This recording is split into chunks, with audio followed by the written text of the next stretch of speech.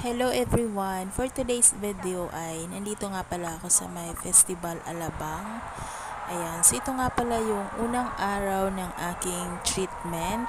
Ito yung RF treatment, cryotherapy. Ayan.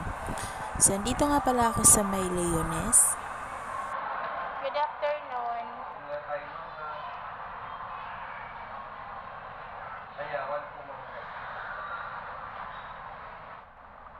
Ito yung unang araw ng aking treatment dito sa may Leones Clinic. Ayan, kung saan napapansin nyo, ganito kalaki yung aking tiyan.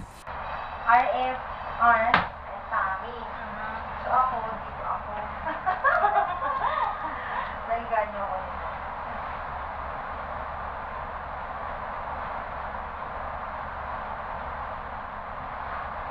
Gusto mo ba mag-vlog, ma'am? Mat? Mag-vlog? Ano yun? Bathroom. Hindi ko. Okay na, ako na tayo. Ilang minutes nga ito? 15 po sa tummy. 15? Yes, 77 po na arms. Okay lang.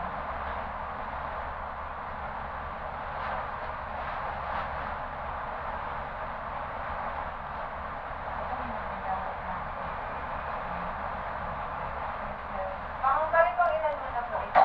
Yung trial na una. Tapos, Ngayon. ako ito rin ako.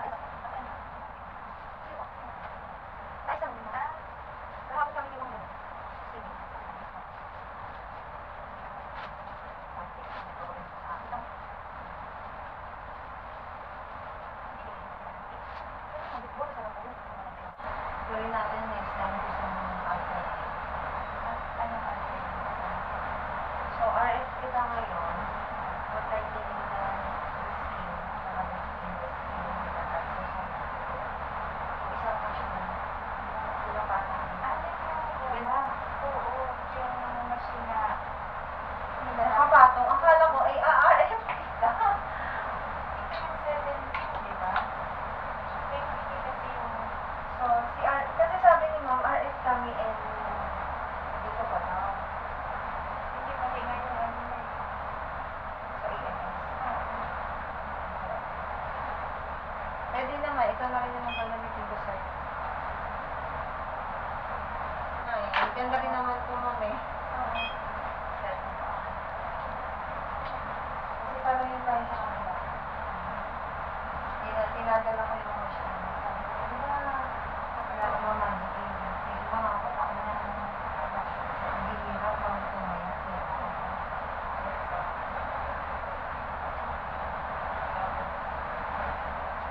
Hindi na kahirap na alam ko. Hindi na siya na... Tapos meron pa din sa isa din. Swimming dito. Yung mga nakatago doon na short. Ang dami ko nang shirt. Natutuwa ako sa ganun. Alam mo yun. Kahit kung man lang kasi marami kong short na yun.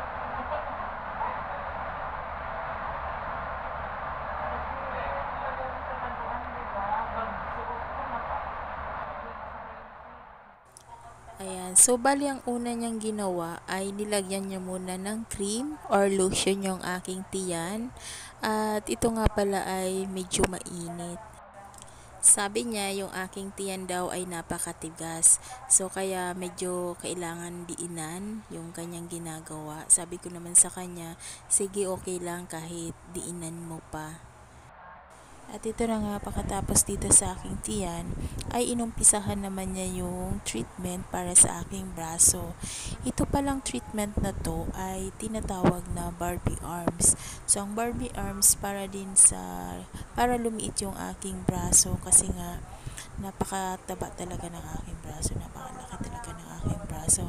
So, nahiya talaga ako nito, hindi ako makapagsuot ng sleeveless dahil sa malaki yung aking braso. At ayan nga guys, medyo masakit talaga siya dahil dinidiinan niya talaga. At saka itong machine na to ay mainit siya. Tapos dinidiinan niya kasi nga sabi niya kapag hindi naman niya dinidiinan ay wala naman effect. Kaya sabi ko sige titiisin ko na lang yung sakit. At ito nga, pagkatapos niya dito sa aking kanang kamay, ay lumipat naman siya rito sa aking kaliwang braso. Ganun din, sabi ko sa kanya, wag niya masyadong diinan muna kasi talagang ang sakit. Lalo na mainit yung machine na yan. Hindi ko alam kung anong tawag dyan. So, ayan guys, medyo masakit talaga, pero tiis-tiis lang. Sabi ko nga sa kanya, wag niya munang didiinan kasi parang hindi ko talaga kaya. Medyo masakit pa. Tapos pakiramdam ko yung mga bilog-bilog, yung may mga buo-buo sa aking braso. Sabi naman niya, oo nga, naramdaman daw niya na parang may mga buo-buo kaya talagang dinudurog niya yun. Ayan, so nandito na ako sa labas. Nagpa-schedule na rin ako para sa pangalawang session. Ayan, so after nga pala ng aking treatment ay ito na yung aking naramdaman.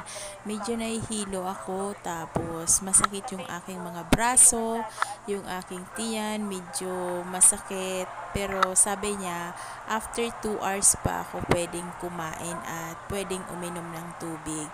So, ayan guys, ganito pala yung treatment ng RF. Ayan, so sa mga gustong mag-avail ng ganitong treatment, ayan, so okay naman yung kanilang facilities, yung kanilang clinic, maayos naman, malinis, maayos namang gumawa, okay lang din. Sabi ko nga sa kanya, wag niya masyadong diinan kasi medyo talagang masakit pa dahil nga yung aking tiyan din ay talagang pakiramdam ko matigas talaga yung aking tiyan. So hanggang dito na lang. Thank you for watching.